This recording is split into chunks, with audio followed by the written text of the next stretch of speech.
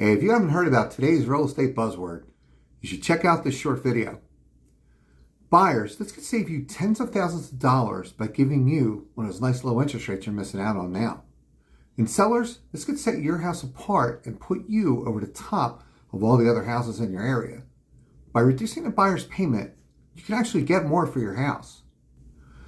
So what's this new buzzword? Assumable mortgage. Now sellers, before you balk at this word, let me explain something to you.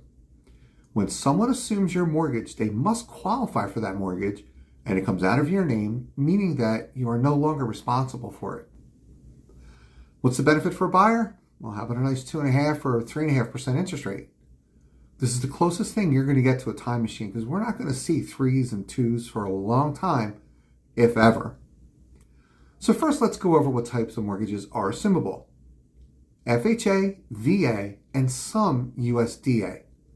It's important for buyers and sellers to understand that assumable loans are not seller financing. In fact, quite the opposite.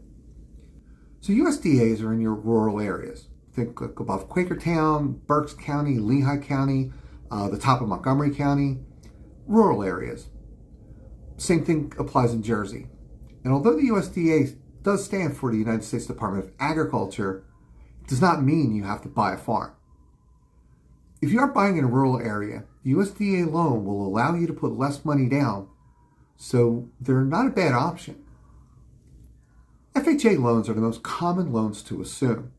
They have the lowest credit score requirements, and although the down payment on an FHA purchase loan can be as little as 3.5%, the down payment on an assumed loan will depend on how much equity the seller has in their property.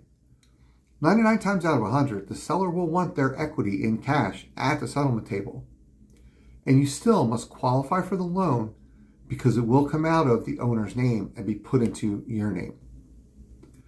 It will require a new FHA appraisal, so if anything has changed physically with the house, it once again has to be put back into FHA standards.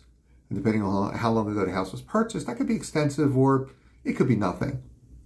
And keep in mind, the longer ago it was bought, the more cash as a buyer you're going to need because the seller may have built up a decent amount of equity.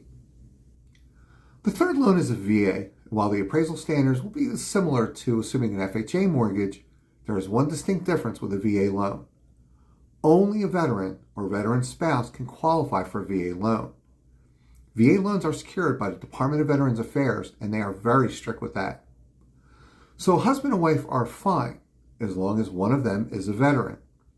A mother and son, for example, would both have to be veterans to qualify for a VA loan. That applies in a refinance, a purchase, or an assumable loan.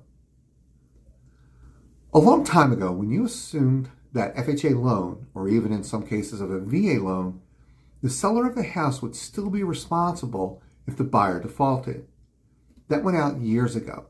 Responsibility comes off of the seller and onto the buyer, who would now be the owner. One thing you want to check out with the lender directly, if you're a VA owner now, is your eligibility for your next purchase.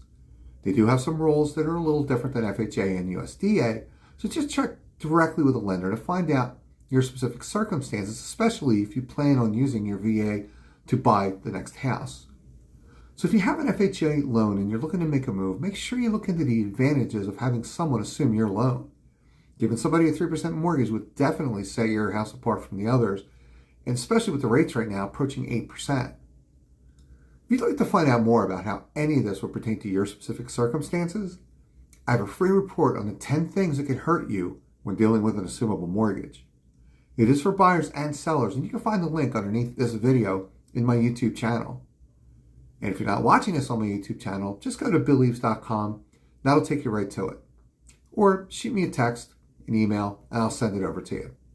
Hey, this is Bill Eaves, Associate Broker with eXp in Pennsylvania, and as always, thanks for watching.